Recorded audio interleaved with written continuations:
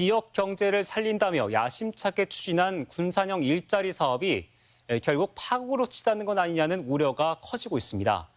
대표 참여 기업인 주식회사 명신이 최근 전기차 사업을 아예 접기로 하면서 논란이 확산한 겁니다. 전기차 클러스터 조성을 한다는 장기 계획까지 좌초할 위기를 맞으면서 과연 군산형 일자리가 남긴 게 무엇이냐는 의구심만 남게 됐습니다. 조수영 기자가 취재했습니다. 한국 GM 군산 공장이 폐쇄되면서 추진된 군산형 일자리 사업. 문재인 정부 국정과제로 전기차 클러스터를 조성해 생산과 수출, 고용 등 지역 경제 지표를 80% 이상 회복시킨다는 청사진이었습니다. 참여업체는 중견기업 4곳, 군산 공장을 인수한 핵심 기업인 주식회사 명신은 5년 전 이런 장밋빛 계획을 밝히며 성공을 장담하기도 했습니다. 2024년까지 6천억 원을 투자하고 1,800명을 고용할 예정입니다. 30만 대에 이르는 전기차 생산 목표를 올해까지 달성할 거라는 계획. 하지만 실제 성과는 목표의 1% 수준에 그쳐 참담했습니다.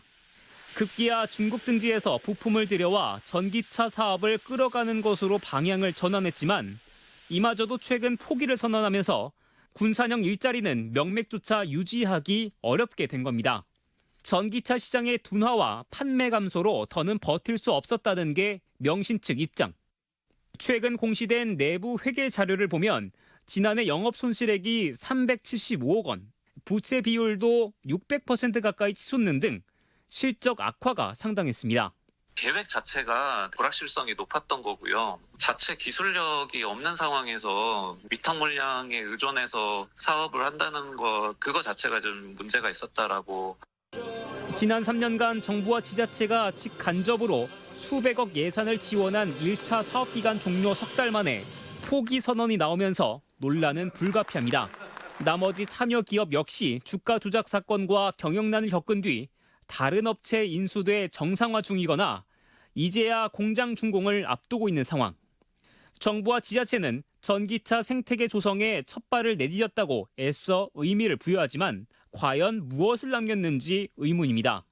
군산형 일자리 사업이 출범하면서 한때 군산에 전기차 부품 공장 등을 짓겠다며 투자 의향이 쇄도한 적이 있지만 대부분 흐지부지된 것도 사실입니다.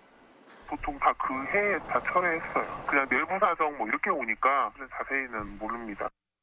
군산형 일자리를 앞세운 전기차 기술 개발 등 각종 연구 개발 과제에 작년까지 400억 원이 넘는 예산이 투입되기도 했습니다.